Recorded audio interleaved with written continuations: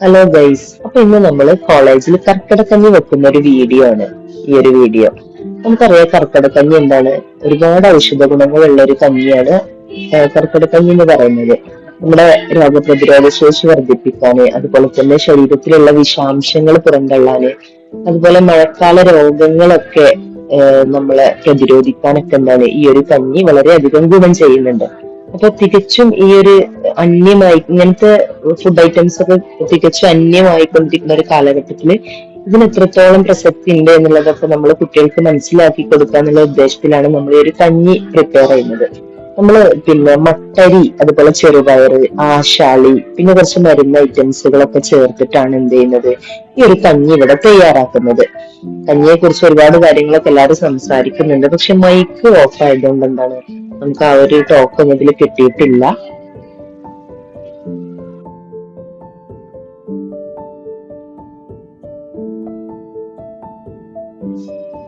അങ്ങനെ നമ്മൾ കുക്കർ അടക്കാൻ നിൽക്കുമ്പോൾ കുക്കർ അടയുന്നില്ല ഗൈസ്. അപ്പൊ നമ്മൾ എല്ലാരും കൂടി കുക്കർ അടച്ചു. ഫൈനലി നമ്മളെ കുക്കറൊക്കെ സെറ്റായി. ഇനി നമ്മള് ഇതിനോട് കൂടെ നമ്മൾ വേറൊരു കാര്യം കൂടെ ചെയ്യുന്നുണ്ട്, ഭക്ഷ്യയോഗ്യമായ ഇലകളുടെ പ്രദർശനം. അതുപോലെ തന്നെ പത്തില, ഇലയിലെ ഏറ്റവും പ്രമുഖരായ പത്തിലയെ കുട്ടികൾക്ക് പരിചയപ്പെടുത്തി കൊടുക്കാന്നുള്ളൊരു ഇതും കൂടി എന്തുണ്ട് ഇന്ന് നടക്കുന്നുണ്ട്. അപ്പൊ അതിന് വേണ്ട പ്രിപ്പറേഷൻസ് ഒക്കെ ടീച്ചേഴ്സ് ഒക്കെ എല്ലാവരും കൂടെ ചേർന്ന് ചെയ്യാണ്.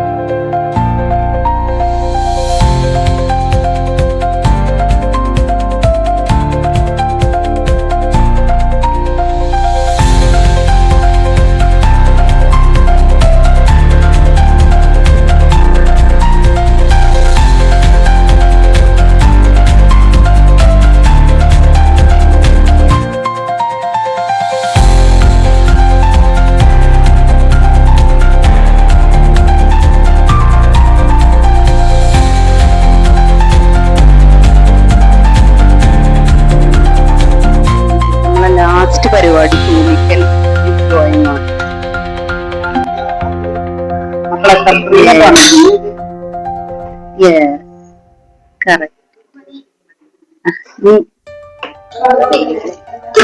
ലാസ്റ്റ് പരിപാടി കഞ്ഞി റെഡി. നമ്മളിപ്പോ കടന്നു അങ്ങനെ നമ്മുടെ കഞ്ഞി റെഡി. കസ്തൂരി ഐടിയിലെ വിദ്യാർത്ഥികളും അധ്യാപകരും ഒരുക്കിയ കർക്കിടക കഞ്ഞി വിതരണവും വിവിധതരം ഭക്ഷ്യയോഗ്യമായ ഇലകളുടെ പ്രദർശനവുമാണ് ഇവിടെ സംഘടിപ്പിച്ചിട്ടുള്ളത്. പുതിയ കാലത്ത് നമ്മുടെ തലമുറക്ക് പരിചയമില്ലാത്ത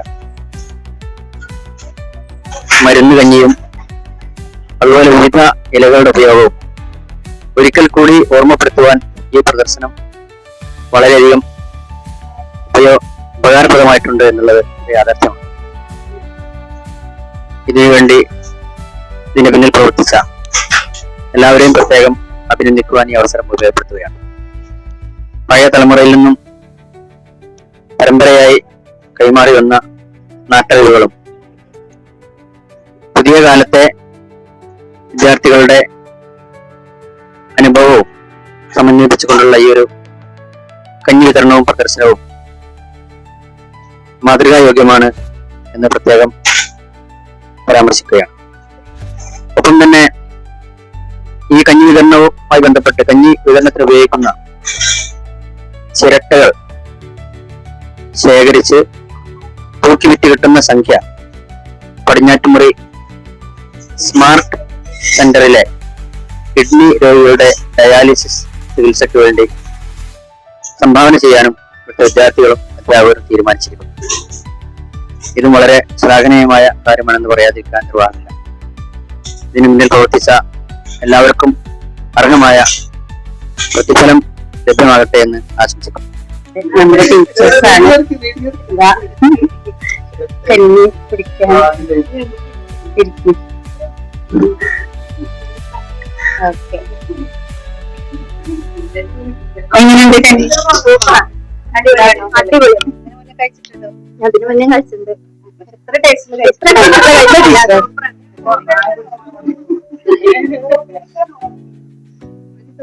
എന്തെങ്കിലും കോപ്പി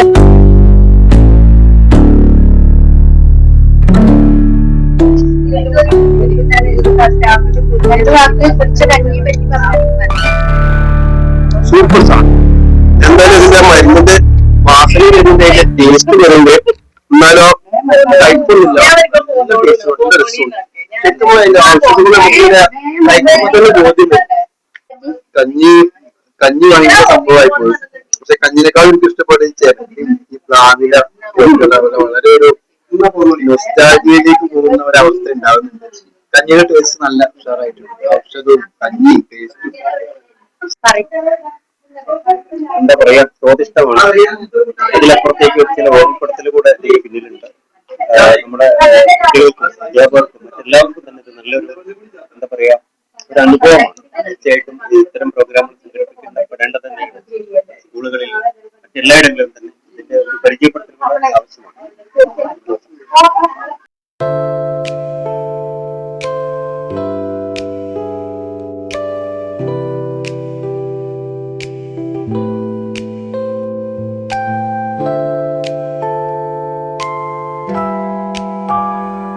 കഞ്ഞി എങ്ങനെയുണ്ട്?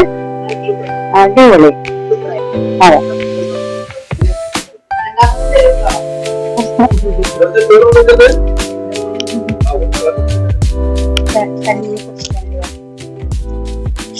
ഏതായാലും കർക്കിടക്കഞ്ഞി വളരെ രസകരമാണ്, രുചികരമാണ്. ഞാൻ ഈ അടുത്ത കാലത്തൊന്നും കഴിച്ചിട്ടില്ല.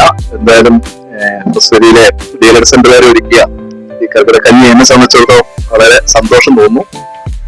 പത്തിലയും അതുപോലെ തന്നെ മറ്റ് ഭക്ഷ്യയോഗ്യമായ ഇലകളുടെയും പ്രദർശനം ഉണ്ടായിരുന്നു. അതും കണ്ടു. നമ്മുടെ കുട്ടികൾക്ക് ഈ ഇലകളൊക്കെ ഒന്ന് കാണിച്ചു കൊടുക്കുന്നത് വളരെ ഉപകാരപ്രദമായിരിക്കും. അങ്ങനെ ഒരു അഭിപ്രായം ഞാനിവിടെ രേഖപ്പെടുത്തിയിട്ടുണ്ടായിരുന്നു. എന്തായാലും താങ്ക് യു വെരി മച്ച്.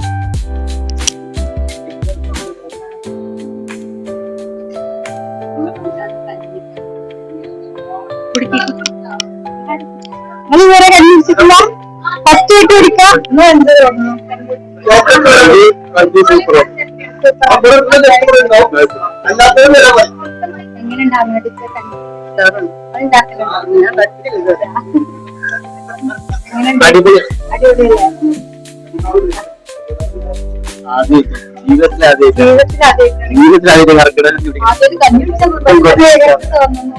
അടിപൊളി, നല്ല ഹെൽത്തി ആവുന്നുണ്ട്.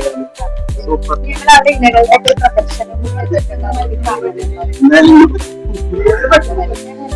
ഇലയും കൊണ്ടുവരാനല്ലേ കഞ്ഞി കുടിച്ചിരിക്കുന്ന ഷഹാന. എങ്ങനെയുണ്ട് റഹ്മ കഞ്ഞി? അതിന് കഞ്ഞി വാങ്ങിച്ചില്ലേ?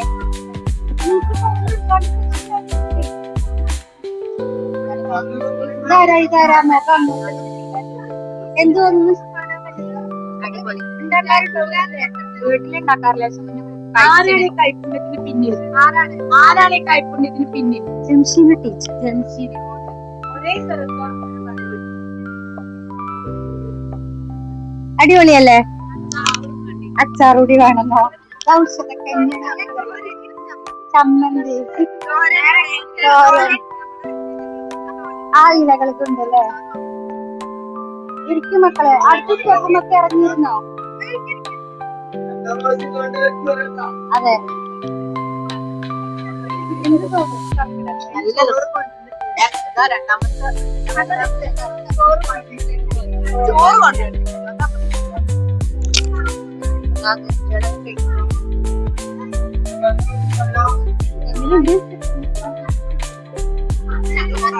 തലമുറകൾ കഴിച്ച് എന്താ പറയാ എല്ലാ തരത്തിലും രീതിയിലേക്ക് കഴിക്കുകയാണ്.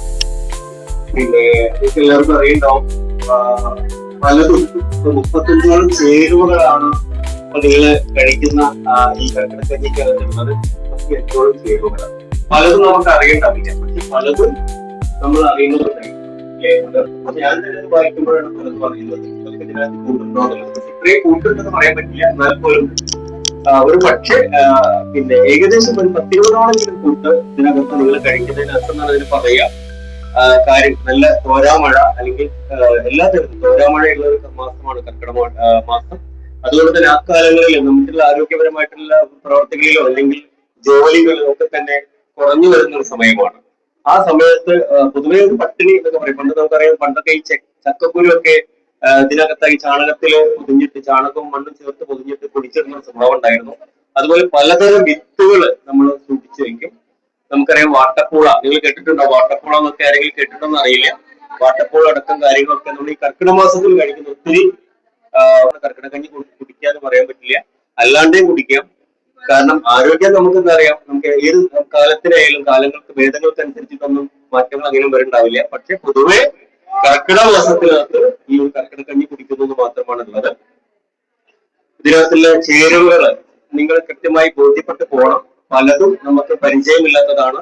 ഒരുപക്ഷെ നിങ്ങളുടെ വീട്ടിലൊക്കെ തന്നെ മുതിർന്ന ആളുകൾ ചോദിച്ചു കഴിഞ്ഞാൽ ഒരുപക്ഷെ ചില ഇലകളും കാര്യങ്ങളും കൊണ്ടു തരാൻ പറ്റും. നമ്മൾ കഴിക്കുന്ന 10 ഇലകള് ശരിക്കും ഏറ്റവും ഗുണകരമാവുന്ന തരത്തിലേക്കുള്ള ഇലകളാണ്. ഇതെല്ലാം നിങ്ങളെ ബോധ്യപ്പെട്ട് പോകണം. ഞാൻ നേരത്തെ പറഞ്ഞതുപോലെ നിങ്ങൾ സ്കൂളിലേക്ക് എത്തുമ്പോൾ നമ്മുടെ മക്കൾക്ക് പകർന്നു കൊടുക്കേണ്ട ഒത്തിരി നാട്ടറിവുകൾ ഇവിടെ പ്രദർശിപ്പിച്ചിട്ടുണ്ടെന്നുള്ളതാണ്. അപ്പൊ ആ നാട്ടറിവുകളെ നെഞ്ചോട് ചേർക്കുക, അങ്ങനെയാണ് പറയാ. നാട്ടറിവുകളെ നെഞ്ചോട് ചേർക്കുക. നമ്മുടെ എന്താ വെച്ചാൽ നമ്മുടെ കൺവെർട്ടിൽ നിന്ന് പഠിക്കാൻ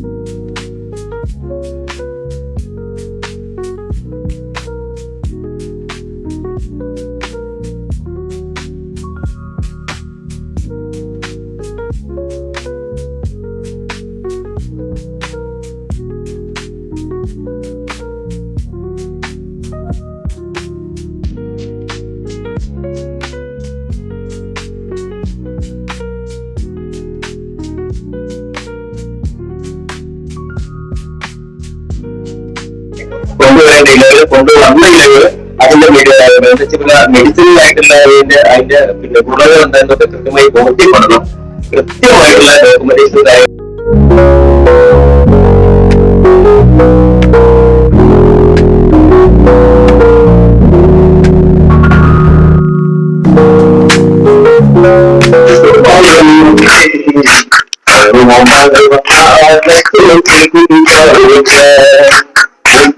പിടിച്ച്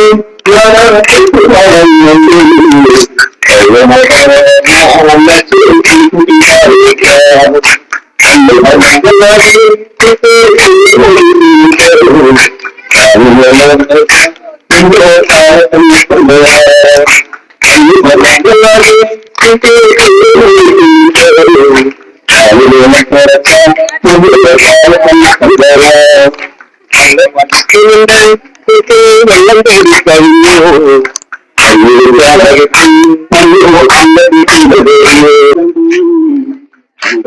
നിറയെ നെല്ലുണ്ട് അമ്മ കഞ്ഞി വരുന്നു,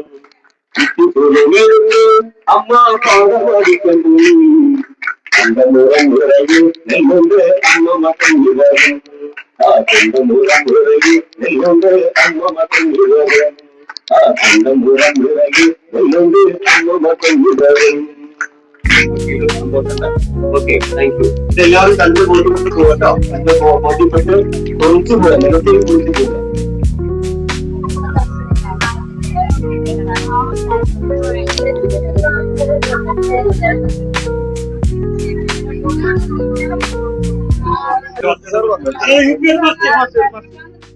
നമ്മള് പറഞ്ഞ പോലെ തന്നെ അത് ഔഷധക്കഞ്ഞി എന്ന പേരിൽ പണ്ട് തന്നെ അറിയപ്പെട്ട സംഭവമാണ്.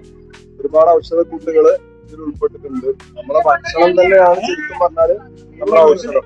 അതിൻ്റെതായ രീതിയിൽ ഉപയോഗിച്ച് കഴിയുമ്പോൾ നമുക്ക് രോഗങ്ങൾ ഉണ്ടാവില്ല.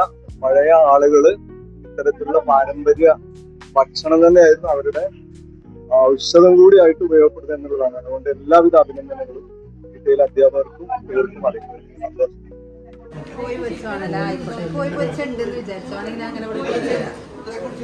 എങ്ങനെയുണ്ട് കഞ്ഞി കുടിച്ചില്ലേ? ഞാൻ ഫസ്റ്റ് ആയിട്ട് കുടിക്കണം എന്നറിയാം.